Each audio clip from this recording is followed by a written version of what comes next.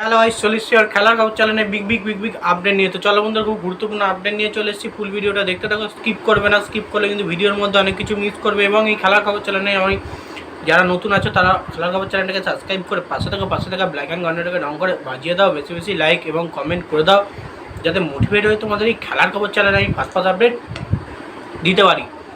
তো চলো বন্ধুরা, ফার্স্ট যে আপডেটটা নিয়ে কথা হলো, খুব গুরুত্বপূর্ণ আপডেট। সেটা হচ্ছে এমবিএসজি শিবিরের কোচ সার্জিও লোবেরাকে নিয়ে। তো এমবিএসজি শিবিরের কোচ সার্জিও লোবেরা কিন্তু আরও চাপে পড়ল। আমি কিন্তু লিখেছিলাম এফসি গোয়া ম্যাচে চাপে রয়েছে। তো ম্যাচটা যে জিতলে কিন্তু চাপ থেকে রিলিজ হতো, এবং ম্যাচটা যেহেতু এক গোলে ড্র হয়েছে, সে কারণে সার্জিও লোবেরার ওপর কিন্তু আরও চাপ বেশি বাড়লো। মানে তাদেরকে চ্যাম্পিয়ন হতে গেলে পরপর দুটো ম্যাচ কিন্তু অবশ্যই উইনিং হতে হবে, এবং ইস্টবেঙ্গলের মতো দল পাঞ্জাবের বিরুদ্ধে যদি জেতে, তাহলে কিন্তু তাদের ডার্বিতে হারাতে হবে। তো বেসিক্যালি দুটো ম্যাচই কিন্তু তাদের জিততে হবে। কোনো রকমই ড্র পয়েন্ট লস করলে চলবে না। সেক্ষেত্রে কিন্তু লস যদি পয়েন্ট করে, তাহলে কিন্তু ইস্টবেঙ্গল আরও অ্যাডভান্টেজে চলে যাবে। মানে এই সব মিলিয়ে সেই সমস্ত চাপ আছে, সবই কিন্তু তার মাথার ওপর বা ঘাড়ের ওপর পড়েছে।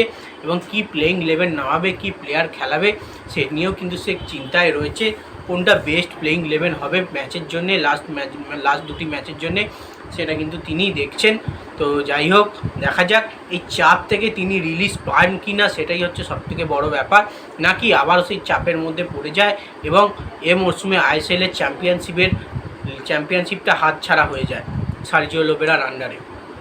দেখা যাক সার্জিও লোবেরা কী প্ল্যানিং তার মাথা থেকে বার করে। তো নেক্সট যে আপডেটটা নিয়ে এবার কথা হলো, খুব গুরুত্বপূর্ণ আপডেট। সেটা হচ্ছে এমবিএসজি শিবিরের ক্যাপ্টেন সুভাশিস বোসকে নিয়ে। তো এমবিএসজি শিবিরের ক্যাপ্টেন সুভাশিস বোস কিন্তু ডার্বি নিয়ে কিন্তু বড় বার্তা দিয়েছে। তো তিনি বলেছে, অবশ্যই আমরা নেক্সট ম্যাচ জিতবো। নেক্সট ম্যাচ হচ্ছে আমাদের ইন্টারকাশি ম্যাচ। এই ম্যাচটা অবশ্যই আমরা জিতবো, জয়লাভ করব। এবং সবথেকে বড় ব্যাপার, ডার্বি ম্যাচ।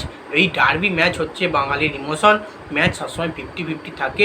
অ্যাজ এ আমি বাঙালি প্লেয়ার হিসেবে জিনিসটা বুঝি, ডার্বি যারা খেলেছে তারা জানে। এবং এই ডার্বি ম্যাচ জিতে কিন্তু দলকে চ্যাম্পিয়ন করব, এবং তার সঙ্গে মোহনবাগান সমর্থকদের সম্মান কিন্তু বাঁচাবো। কারণ এমন সময় ডার্বিটা পড়েছে, যেটা আমাদের নয় এদিক নয় ওদিক করে দেবে। হারলে সোজা বাড়ি, জিতলে কিন্তু আমরা চ্যাম্পিয়ন। তো সেক্ষেত্রে অবশ্যই সমর্থকদেরও একটা সম্মানের ব্যাপার, এবং আমাদেরও একটা সম্মানের ব্যাপার। এখানে কোনো রকমই পিছু হাঁটার জায়গা নেই। ম্যাচ জিততে গেলে বা চ্যাম্পিয়ন হতে গেলে আমাদের ইস্টবেঙ্গলকে অবশ্যই হারাতে হবে, এবং তাদেরও ঠিক সেম ব্যাপার। এমনটাই কিন্তু মন্তব্য ক্যাপ্টেন সুভাশিস বোস করে গেছেন। অ্যাজ এ বাঙালি প্লেয়ার হিসেবে, অ্যাজ এ মোহনবাগান ক্যাপ্টেন হিসেবে তারও কিন্তু মাথার ওপর ঘাড়ের ওপর বিশাল চাপ। সেটা তিনি জানেন, বুঝতে পারছেন, এবং ডার্বির ওয়েটটা কতটা সেটা তিনি জানেন।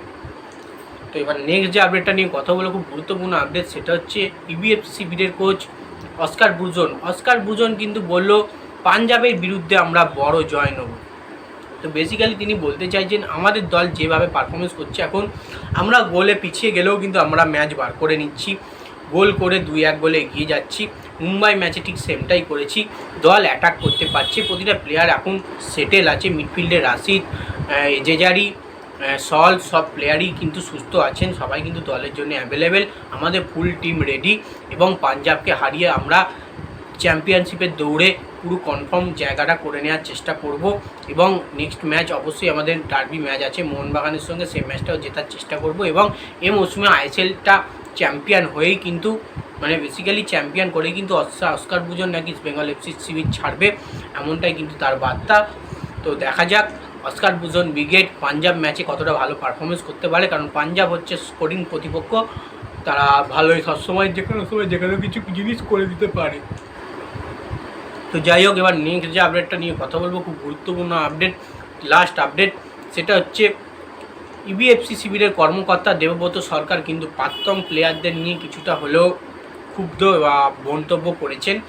তিনি কিন্তু বলেছেন যে প্রাক্তন প্লেয়াররা সবসময় ইস্টবেঙ্গলকে নিয়ে খারাপ মন্তব্য করেন, মানে টিম যেতে পারবে না, টিম হারছে, টিমের পাশে থাকে না, এমনটাই কিন্তু কিছু প্রাক্তনীদের নিয়ে বার্তা আছে, কিছু প্রাক্তনীরা বলেছে। এবং এবার তিনি বলছেন, সেই জায়গা থেকে আমরা এত ভালো পারফরমেন্স করছি এই মরশুমে, প্রতিটা প্লেয়ারকে উজ্জীবিত করতে হবে আরও ভালো করে খেলার জন্যে। এবং এই মরশুমে আমরা চ্যাম্পিয়নশিপের দৌড়ে 1 নম্বরে আছি, আমরা চ্যাম্পিয়ন হবার দুটো পাই প্রায় বেরিয়ে ফেলেছি, আর দুটো ম্যাচ জিতলেই কিন্তু আমরা চ্যাম্পিয়ন হয়ে যাব।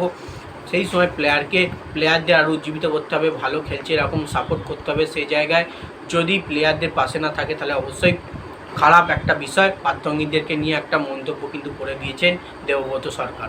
তো যাই হোক, এই আপডেট ছিল। ভিডিওটা যদি ভালো লেগে থাকে লাইক করুন, সাবস্ক্রাইব করে পাশে থাকা। চলো বন্ধুরা, বাই, আবার নেক্সট ভিডিও।